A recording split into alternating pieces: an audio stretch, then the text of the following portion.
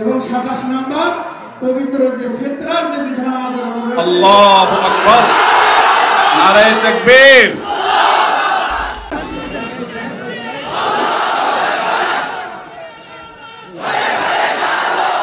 আপনি 27টা আমলকে আগে কখনো শুনছিলেন? জি না, আমি আজকে প্রথম শুনেছি এবং মুখস্থ করে আপনাদের সামনে উপস্থাপন করেছি। আসসালামু আলাইকুম ওয়া রাহমাতুল্লাহি ওয়া বারাকাতুহু। ওয়া আলাইকুম আসসালাম ওয়া রাহমাতুল্লাহি ওয়া বারাকাতুহু। আমরা হযরতের মুখ থেকে 27টি আমল শুনেছি রমাদান বিষয়ে। আমি আপনাদের সামনে 27টি আমল বলার চেষ্টা করছি ইনশাআল্লাহ। মাশাআল্লাহ। 1 নম্বর আমল রমজানের চাঁদ দেখা। 2 নম্বর আমল রমজানের রোজা রাখা। 3 নম্বর আমল রমজান মাসে রাত্রি ইজাবতের তারাবি পড়া। 4 নম্বর আমল সাহরি করা।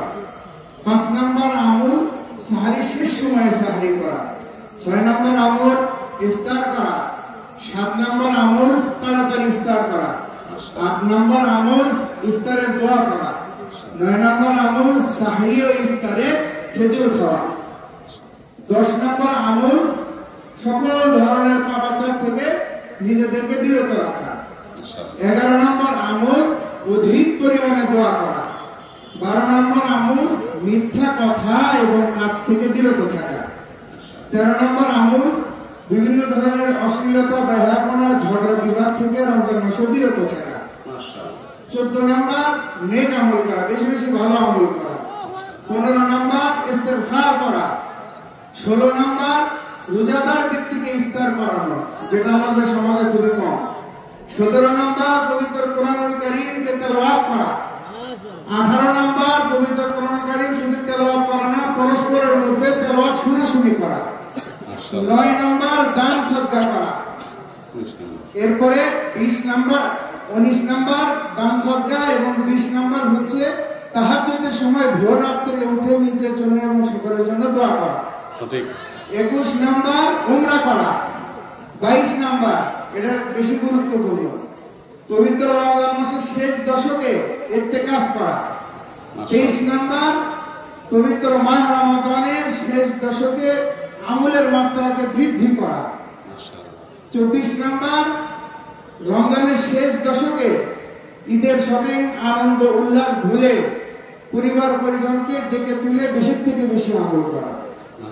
25 নম্বর পবিত্র মাহ রমাদানের শেষ দশকে লাইলাতুল কদরকে সন্ধান করা। 26 নম্বর পবিত্র মাহ রমাদানের শেষ দশকে লাইলাতুল কদরের একটি স্পেশাল দোয়া, যেটা আল্লাহুম্মা ইন্নাকা আফুউন তুহিব্বুল আফওয়া ফাফু আননি, এই দোয়াকে বেশি থেকে বেশি পড়া। এবং 27 নম্বর পবিত্র যে ফিতরার যে বিধান আমাদের রয়েছে। আল্লাহু আকবার, নারায়ে তাকবীর, নারায়ে তাকবীর।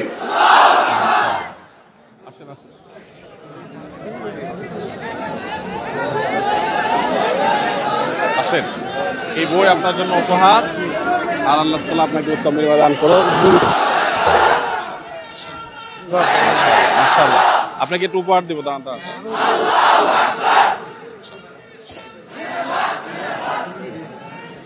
আপনাকে 2000 টাকা আমার পক্ষ থেকে ইনশাআল্লাহ ইনশাআল্লাহ নগদ অর্থ পুরস্কার দিয়েছেন। মাশাআল্লাহ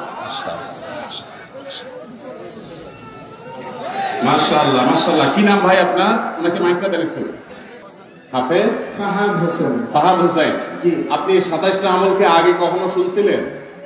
জি না, আমি আজকে প্রথম শুনেছি এবং মুখস্থ করে আপনাদের সামনে উপস্থাপন করেছি। সুবহানাল্লাহ। ভাইরা আমার এর আগের রেকর্ড আপনাদেরকে আমি বলেছি, গত 2 বছর আগে এই রমজানের 27 আমলের এই সংকলন কোরআন হাদিস ঘেটে আমি গবেষণা করে এটা বের করেছি, এবং 2 বছর আগে নোয়াখালীর সোনাইমুড়িতে আমি এই বক্তব্য রেখেছিলাম ঘন্টা ব্যাপী। আমার মনে আছে সেদিন এক যুবক দাঁড়িয়ে টানা 27টি আমল আমাকে শুনিয়ে দিয়েছেন, কিন্তু আজকে এই বগুড়ার হাফেজ সাহেব যেভাবে শুনিয়েছেন, এটা মিরাকল ছাড়া এটা সাধারণ কোনো বিষয় নয়। একটি জায়গায় তিনি বাদলেনও না, একটু ভাবতেও থাকে হলো না। আল্লাহ রাব্বুল আলামিন তাকে এলেমে, আমলে, তাকওয়াতে, তাহারাতে সবকিছুতে আল্লাহ তাআলা বরকত দিয়ে কামিয়াব করুন। আল্লাহ আমাদের সবাইকে আমলের তৌফিক দান করুন। বগুড়ার মানুষ চ্যালেঞ্জে এগিয়ে গেল এবং সকল রেকর্ড ভঙ্গ হয়ে আমি নতুন করে আপ্লুত হলাম। আল্লাহ তাআলা আমাদের সবাইকে রমজানের পুরা সমস্ত আমলগুলোকে যথাযথভাবে আমল করার তৌফিক দান করুন। আমি খুশি, আমার ভাইকে 2000 টাকা আমার পকেটে ছিল, 2000 টাকা ভাইকে হাদিয়া দিলাম। আর আমার লেখা বই ভাইকে উপহার দিয়েছি। তিনি একজন অন্ধ মানুষ হয়ে তিনি মনোযোগের সাথে মুখস্থ করেছেন। তিনি যদি আজকে লিখে রাখতেন তাহলে আমি বলতাম যে লিখে লিখে তিনি আবার চর্চা করেছেন। শুধু শুনেছেন মনোযোগ দিয়ে এবং মুখস্থ করেছেন। ওয়াজ মাহফিল তো এরকম হওয়া দরকার যে ওয়াজ মাহফিলে কথা শুনবে সেটা আবার শোনাবার মতো যোগ্যতা থাকবে, এভাবে শুনবে। আল্লাহ আমাদের সবাইকে সেভাবে শোনার তৌফিক দান করুন। আস-সুন্নাহ ফাউন্ডেশন, উম্মার স্বার্থে সুন্নাহর সাথে।